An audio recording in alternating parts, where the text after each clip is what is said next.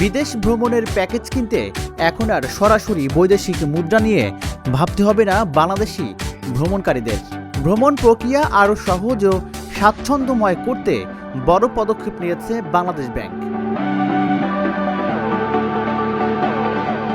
এখন থেকে tour operators association of বাংলাদেশের নিবন্ধিত সদস্য ট্যুর অপারেটররা ভ্রমণকারীদের কাছ থেকে টাকা অর্থ গ্রহণ করে বিদেশে প্যাকেজ বিক্রি করতে পারবেন।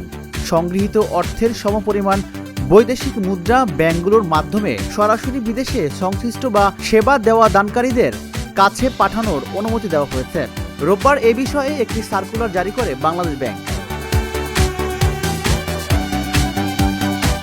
বাংলাদেশ ব্যাংকের নতুন নির্দেশনা অনুযায়ী যেসব টোয়াপ সদস্য ট্যুর অপারেটরদের সঙ্গে বিদেশে ট্যুর অপারেটর, হোটেল বা ডেস্টিনেশন ম্যানেজমেন্ট কোম্পানি বৈধ চুক্তি কিংবা ব্যবসায়িক সমঝোতা রয়েছে, তারা এই সুবিধার আওতায় আসবেন। তাদের আবেদনক্রমে আনুমানিক ডিলার ব্যাংকগুলো বিদেশের আবাসন, পরিবহন সহ প্রকৃত ভ্রমণ সেবার বিপরীতে বৈদেশিক মুদ্রা পাঠাতে পারবে।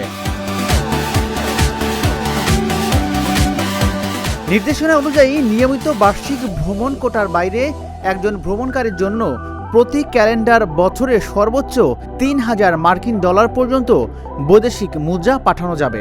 এক্ষেত্রে ভ্রমণকারীর পাসপোর্ট নাম্বারের বিপরীতে লেনদেনের পূর্ণাঙ্গ তথ্য সংরক্ষণ করতে হবে ট্যুর অপারেটরকে।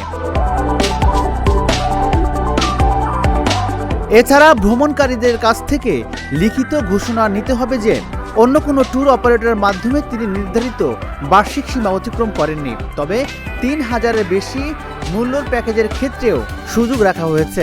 সেক্ষেত্রে প্যাকেজের মূল্য আন্তর্জাতিক কার্ডের মাধ্যমে বৈদেশিক মুদ্রায় সংরক্ষণ করতে হবে। এ ধরনের লেনদেন এডি ব্যাংকগুলোর অ্যাকোয়ারিং সেবা দিতে পারবে। বৈদেশিক মুদ্রা পাঠানোর আগে সংশ্লিষ্ট ইনভয়েস, চুক্তি, বিস্তারিত ভ্রমণসূচি, ভ্রমণকারীদের তালিকা এবং টাকায় অর্থ গ্রহণের প্রমাণসহ প্রয়োজনীয় কাগজপত্র যাচাই করে এডি ব্যাংকগুলোকে বৈদেশিক মুদ্রা পাঠানোর 7 দিনের মধ্যে বাংলাদেশ ব্যাংকে এ সংক্রান্ত বিবরণীও জমা দিতে হবে। বাংলাদেশ ব্যাংকের এই নীতিগত সিদ্ধান্তকে স্বাগত জানিয়েছেন পর্যটন খাতের উদ্যোক্তারা। তারা মনে করেন টাকায় বিদেশ ভ্রমণের প্যাকেজ কেনার সুযোগ চালু হওয়ায় গ্রাহকদের জন্য লেনদেন আরও সহজ ও স্বচ্ছতা আসবে।